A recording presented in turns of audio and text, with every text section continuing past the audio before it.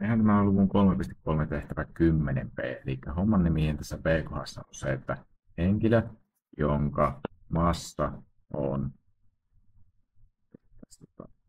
tuosta massa on 7,1 kilogrammaa ja sitten se itse tuoli painaa 58 kilogrammaa. Niin istuu tuolissa ja se työntää jalalla seinästä tuolia suoraan sivulle päin niin, että vaijeri muodostaa 22 asteen kulman luotiviivan kanssa, eli pystysuoran kanssa. Kuinka suurella voimalla jalalla on työnnettävä ja kuinka suurta voimaa vaijerin on nyt kestettävä tässä p-kohdassa. No niin, se on se, kuinka suurella voimalla jalalla on työnnettävä, se on se vastaus tähän jälkimmäiseen kysymykseen. Ja alfa, eli kulma oli 22 astetta. Ja lähdetäänpä tämä piirtää ensin kuva. Eli mulla on tämä rottinkituoli tässä näin ja henkilö. Sitten siitä lähtee se vaijeri tonne noin. Ja tuon pystysuunnan kanssa tossa, niin toi oli 22 astetta. Ja piirretään tähän sitten voimat. No sinne vaikuttaa paino. Noin. Sitten se työntää sieltä seinästä se henkilö, eli seinä kohdistaa voiman, jotta se on liikkunut tänne oikealle, niin sen täytyy tuosta kohdistaa tonne voima. Kohdistuu tässä tavallaan seinä työntää sitä korjatusta noin. Ja sitten sinne vaikuttaa myös toi vaijerin tukivoima. Noin. Ja lähdetäänpä tätä ratkomaan. Nythän meillä tämä T kannattaa jakaa komponentteihin.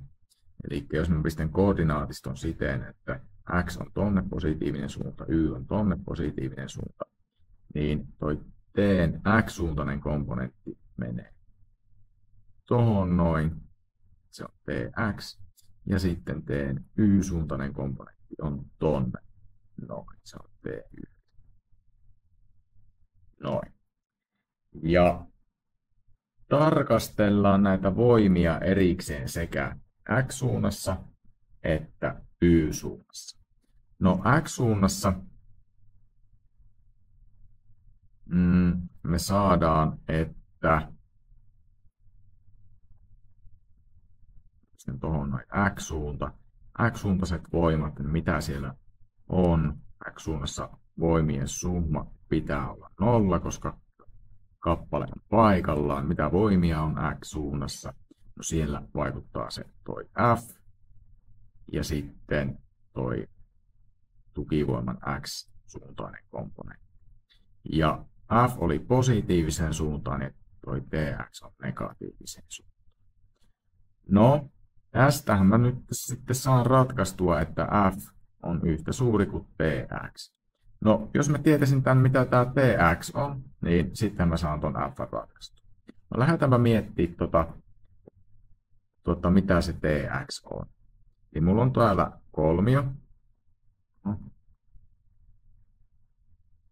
Näin. Ja tää on T, ton pituus. Tämän pituus on TX ja tämän pituus on TY. Noin. Ja tuo kulma tuolla on 22 astetta. Piirretäänpä se isompi kuva. Niin mä nyt vähän skaalaan Toi on T, TX ja tää on TY. Näin. Suora kulma ja tuo on 22 astetta. Niin tästähän me saadaan, että sini tuosta kulmasta on vastainen jaettuna hypotenuusalla, eli TX on T kertaa sini 22. Sitten myöskin kosini tuosta kulmasta on sama kuin viereinen jaettuna hypotenuusalla, eli TY, jos tarvitaan myöhemmin, niin se on T kertaa kosini 22. Okei. No, palataan tänne. Eli nyt me saatiin, että F on TX Ja äsken saatiin, että Tx on yhtä suuri kuin T kertaa sini 22 astetta.